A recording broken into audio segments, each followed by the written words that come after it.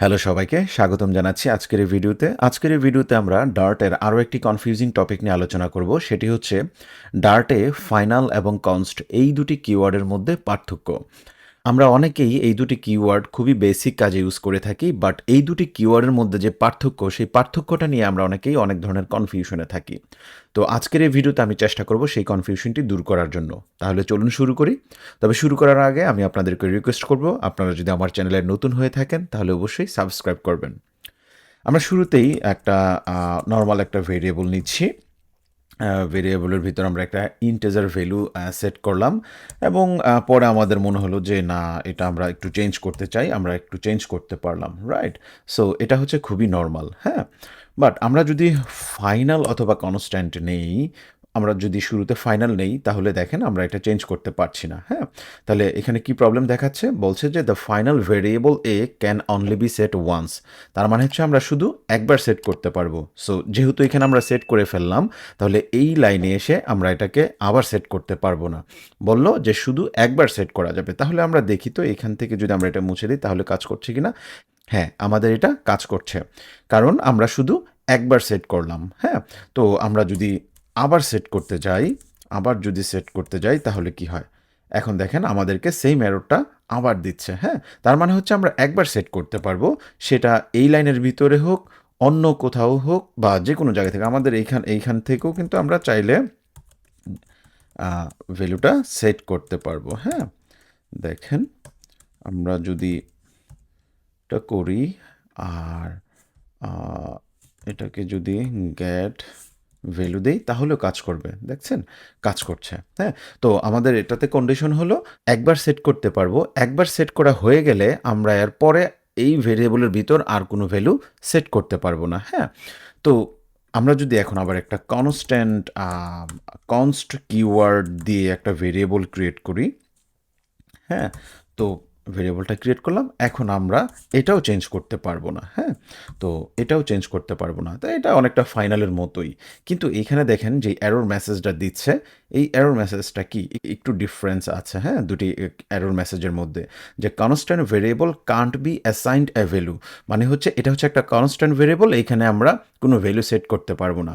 কারণ হচ্ছে constant value দিয়েই আমরা আগেই সেট করে রেখেছি, হ্যাঁ। এখানে সেট করলাম, আমরা যদি ফাইনালের মতো করে এটা মুছে দিই তাহলে দেখেন যে এটা আমরা এটাও করতে পারবো না। কারণ কনস্ট্যান্ট ভেরিয়েবল যখন আমরা তৈরি করব তখন ওই লাইনের মধ্যেই আমরা ওইটার ভিতর ভ্যালু সেট করে দিব, এবং সেটার ভিতর সেট করার পরে আর কখনোই সেটাকে চেঞ্জ করা যাবে না, হ্যাঁ। তাহলে আমরা ফাইনাল এবং কনস্ট্যান্টের মধ্যে আমরা মেইন একটা পার্থক্য দেখে গেলাম, হ্যাঁ। আমরা আরও একটা পার্থক্য দেখব। আমরা ধরেন ভেরিয়েবল এ হচ্ছে আমাদের ফাইনাল, এটার ভিতর আমরা কিছু ভ্যালু রাখবো, হ্যাঁ। ধরেন আমরা এগুলো রাখলাম, এটাও হচ্ছে একটা ভ্যালু, হ্যাঁ। এটা হচ্ছে কনস্ট্যান্ট অ্যারে, হ্যাঁ। আমরা এটার ভিতরে কিছু ভ্যালু রাখলাম। তো এইটা যেহেতু কনস্ট্যান্ট ভেরিয়েবলের ভিতর আমরা যে ভ্যালুগুলো রাখলাম, এটি হচ্ছে কম্পাইল টাইম কনস্ট্যান্ট, হ্যাঁ।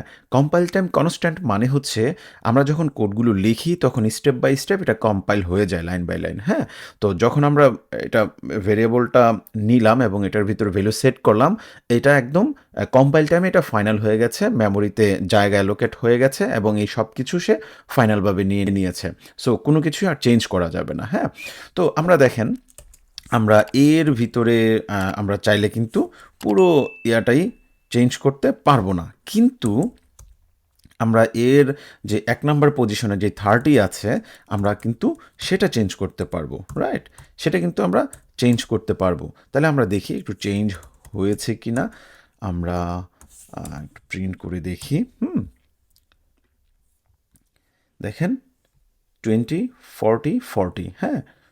20 30 ছিল, এখানে এসে 40 হয়ে গেল 40, তার মানে হচ্ছে চেঞ্জ হয়েছে, হ্যাঁ। তো আমরা আবার একটু কনস্ট্যান্ট ভেরিয়েবলের টা আমরা একটু দেখি যে এইখানে আসলে কিছু করা যায় কি না, হ্যাঁ। 60 ছিল, আমরা এটাকে 70 করে দেই, তো দেখেন এখানে কিন্তু করা গেছে, কিন্তু আসলে আমরা এটা এখানে করতে পারবো না, রাইট? দেখেন আমরা কিন্তু একটা এরর খেয়ে গেছি। তার মানে হচ্ছে আমরা কনস্ট্যান্ট ভেরিয়েবলের ভিতর যে আমরা ভ্যালু সেট করলাম সেই ভ্যালুর যে ফিল্ড সেই ফিল্ডের ভিতরেও আমরা কোনো কিছু চেঞ্জ করতে পারবো না। তাহলে এটা হচ্ছে ফাইনাল এবং কনস্ট্যান্টের মধ্যে আরও একটা বড় পার্থক্য।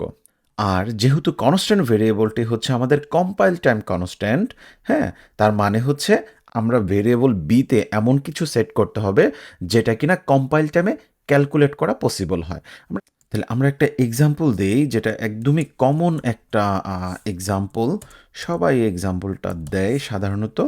হ্যাঁ, আমরা এটা ফাইনাল ভেরিয়েবলে সেট করলাম। হ্যাঁ, আমরা কিন্তু জানি না যে আসলে টাইমটা কখন, মানে আমরা কত পাবো টাইমটা। হ্যাঁ, কারণ হচ্ছে এই যে মেথডটা এটা হচ্ছে আমাদেরকে রান টাইমে এক্সিকিউট হবে এবং রান টাইমে যেই সময়টা আমরা পাবো সেই সময়টাই সিস্টেম থেকে নিয়ে সে ভেরিয়েবল এতে সেট করবে। হ্যাঁ, কিন্তু এইখানে যদি আমরা সেম জিনিসটা দেই, আমরা এটা কাজ করবে না। দেখেন এখানে আমরা একটা এরর খেয়েছি কারণ এটা কনস্ট্যান্ট ভ্যালু না। হ্যাঁ, এইটা হচ্ছে আমরা রান টাইমে যখন এক্সিকিউট হবে তখনকার ভ্যালুটা এখানে দিবে। সো এটা কম্পাইল টাইমে আমরা ক্যালকুলেট করতে পারছি না।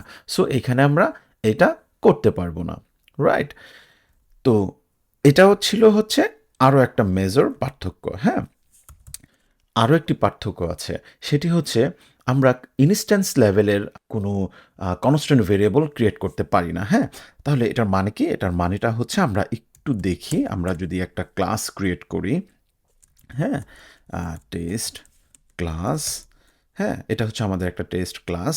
আমরা যদি এখানে কিছু লাইক একটা কনস্ট্যান্ট ভেরিয়েবল নিতে চাই, হ্যাঁ, কনস্ট্যান্ট ভেরিয়েবল যদি আমরা নিতে চাই, দেখেন আমরা সেটা পারবো না। হ্যাঁ, এটা হচ্ছে ফাইনাল এবং কনস্ট্যান্টের মধ্যে আরেকটা পার্থক্য। হ্যাঁ, আমরা কিন্তু চাইলে ফাইনালটা মানে অ্যাজ ইউজুয়াল ভাবে আমরা নিতে পারবো, বাট কনস্ট্যান্টটা নিতে পারবো না। কারণ হচ্ছে এই ইনস্ট্যান্স লেভেলের ভেরিয়েবল যদি আমরা অ্যাক্সেস করতে চাই পরবর্তীতে, তখন আমাদের একটা পরিপূর্ণ ইনস্ট্যান্স ক্রিয়েট করতে হবে, তারপর এটাকে আমাদের অ্যাক্সেস করতে হবে।